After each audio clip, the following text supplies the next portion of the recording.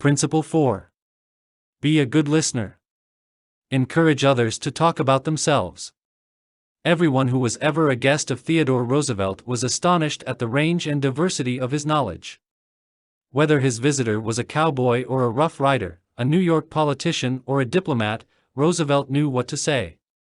And how was it done? The answer was simple.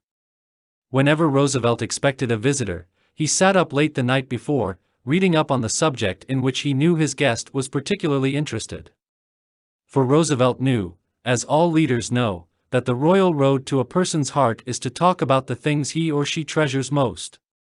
The genial William Lyon Phelps, essayist and professor of literature at Yale, learned this lesson early in life. When I was 8 years old and was spending a weekend visiting my Aunt Libby Lindsley at her home in Stratford-on-the-Housatonic, he wrote in his essay on human nature, "A middle-aged man called one evening, and after a polite skirmish with my aunt, he devoted his attention to me. At that time, I happened to be excited about boats, and the visitor discussed the subject in a way that seemed particularly interesting. After he left, I spoke of him with enthusiasm. What a man! My aunt informed me he was a New York lawyer, that he cared nothing whatever about boats, that he took not the slightest interest in the subject. But why then did he talk all the time about boats? Because he is a gentleman. He saw you were interested in boats, and he talked about the things he knew would interest and please you. He made himself agreeable." And William Lyon Phelps added, "I never forgot my aunt's remark." As I write this chapter, I have before me a letter from Edward L. Chalif, who was active in Boy Scout work. "One day I found I needed a favor," wrote Mr. Chalif.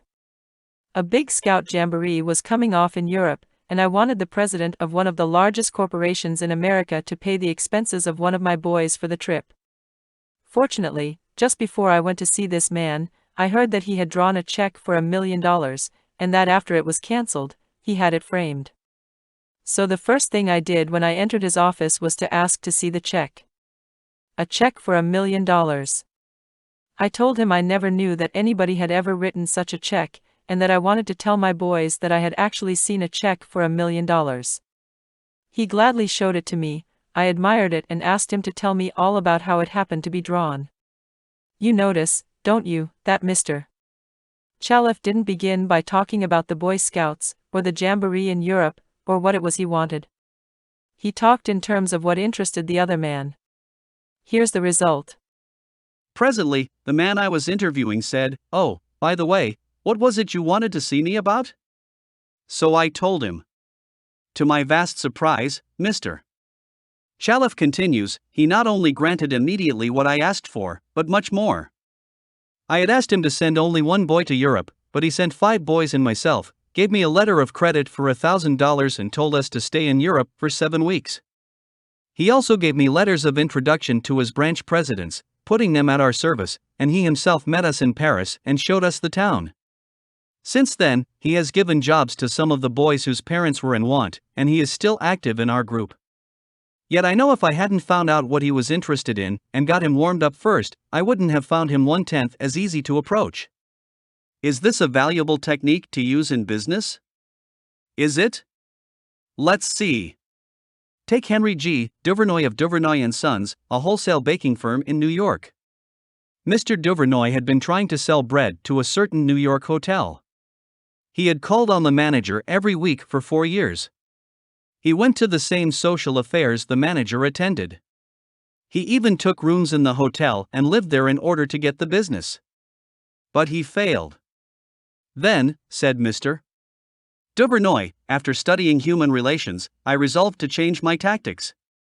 I decided to find out what interested this man, what caught his enthusiasm. I discovered he belonged to a society of hotel executives called the Hotel Greeters of America. He not only belonged, but his bubbling enthusiasm had made him president of the organization, and the president of the International Greeters. No matter where its conventions were held, he would be there. So when I saw him the next day, I began talking about the greeters. What a response I got. What a response. He talked to me for half an hour about the greeters, his tones vibrant with enthusiasm. I could plainly see that this society was not only his hobby, it was the passion of his life. Before I left his office, he had sold me a membership in his organization. In the meantime, I had said nothing about bread. But a few days later, the steward of his hotel phoned me to come over with samples and prices. "I don't know what you did to the old boy," the steward greeted me, "but he sure is sold on you. Think of it. I had been drumming at that man for 4 years, trying to get his business, and I'd still be drumming at him if I hadn't finally taken the trouble to find out what he was interested in, and what he enjoyed talking about." Edward E. Harriman of Hagerstown, Maryland, chose to live in the beautiful Cumberland Valley of Maryland after he completed his military service. Unfortunately, at that time there were few jobs available in the area. A little research uncovered the fact that a number of companies in the area were either owned or controlled by an unusual business maverick, R.J. Funkhauser, whose rise from poverty to riches intrigued Mr. Harriman. However, he was known for being inaccessible to job seekers. Mr. Harriman wrote, "I interviewed a number of people and found that his major interest was anchored in his drive for power and money. Since he protected himself from people like me by use of a dedicated and stern secretary, I studied her interests and goals, and only then I paid an unannounced visit at her office." She had been Mr. Funkhauser's orbiting satellite for about 15 years. When I told her I had a proposition for him which might translate itself into financial and political success for him, she became enthused. I also conversed with her about her constructive participation in his success. After this conversation, she arranged for me to meet Mr. Funkhauser. I entered his huge and impressive office determined not to ask directly for a job. He was seated behind a large carved desk and thundered at me, "How about it, young man?" I said, "Mr. Funkhauser, I believe I can make money for you."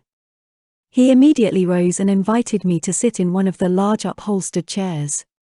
I enumerated my ideas and the qualifications I had to realize these ideas, as well as how they would contribute to his personal success and that of his businesses. RJ, as he became known to me, hired me at once, and for over 20 years I have grown in his enterprises and we both have prospered. Talking in terms of the other person's interests pays off for both parties. Howard Z. Herzig, a leader in the field of employee communications, has always followed this principle. When asked what reward he got from it, Mr. Herzig responded that he not only received a different reward from each person, but that in general the reward had been an enlargement of his life each time he spoke to someone.